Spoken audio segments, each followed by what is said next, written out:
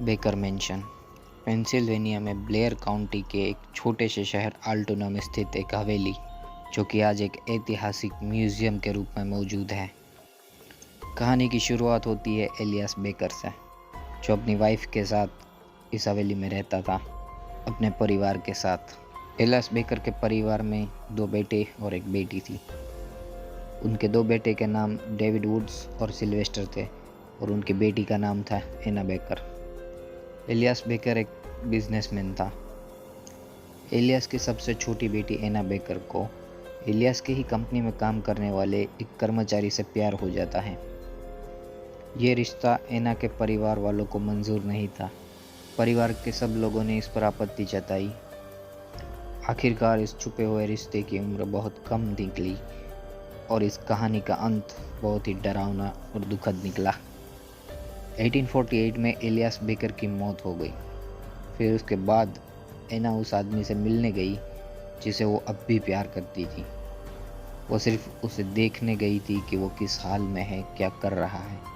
बाद में एना बहुत गुस्सैल और चिड़चिड़ी हो चुकी थी, क्योंकि उसके पिता की वजह से उसे उस इंसान से शादी करनी थी। उसको छोड़ना पड़ा जिससे वो बहुत प्यार करती थी। एना के लिए दुनिया की सबसे बड़ी खुशी थी उस इंसान से शादी करना। एना ने बहुत ही जल्द अपना मानसिक संतुलन खो दिया और उसके अजीब बिहेवियर के चलते शहर के लोगों ने उसे पागल मान लिया।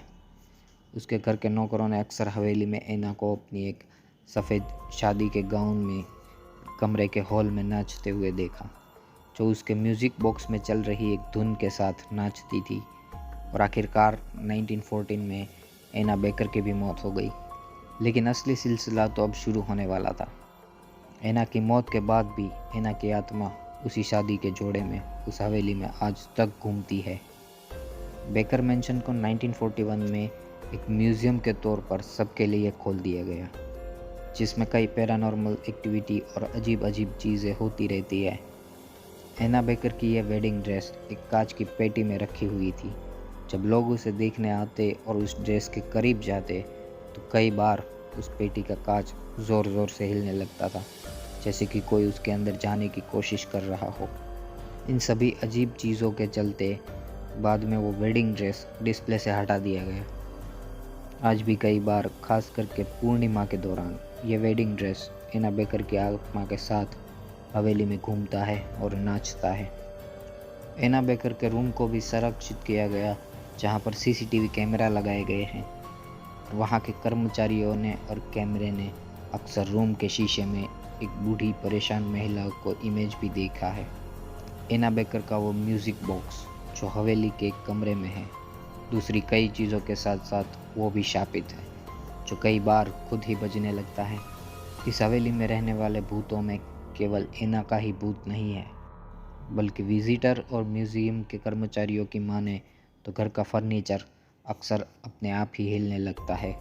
साथ ही काले कपड़े पहने एक महिला की आत्मा देखी गई है, जो शायद हो सकता है एना की माँ हेटी हो। यहाँ तक कि एलियास बेकर के भूत को भी हवेली की सीढ़ियों से उतरते हुए कई बार देखा गया है। 1852 में एना के बड़े भाई डेविड बेकर की कुछ कारणों से दुखद मौत हो गई थी। उनके शव को हवेली के एक कमरे में दफना दिया था। उस कमरे में से भी चीखों की आवाज़ सुनाई देती है। लोगों का कहना है कि उसकी भी आत्मा वहाँ पर घूमती है। ये सारे एविडेंस और रिपोर्ट देखें तो वो सच्चे लगते हैं, लेकिन कई लोग ये भी कहते हैं कि अल्टोना के मेयर जानबूझकर इस प्रेतवाधित कहानी को विकसित किया ताकि अधिक से अधिक टूरिस्टों को आकर्षित कर सके। एक हवेली को म्यूज़ियम बनाया गया, इस बात से कई लोग ये भी कहते हैं कि ये कहानी विश्वसनीय लगे, इसलिए ऐसा किया गया। सच जितना दिखता है उतना ही धोखा देने वाला हो सकता है, लेकिन एक बात निश्चित है, एना बेकर की दुखद कहानी, उसने जो खोया, उसका ये दर्द, ये सब देखकर लगता है कि हो सकता है कि शायद उसकी आत्मा इस दुनिया में फिर से अपने सच्चे प्यार की तलाश में घूमती हो। तो बस यही थी एना बेकर की कहानी। ऐसे ही अनेक रहस्यों को जानने के लिए जुड़े रहें हमारे साथ। तब तक के लिए अपना ख्याल रखें।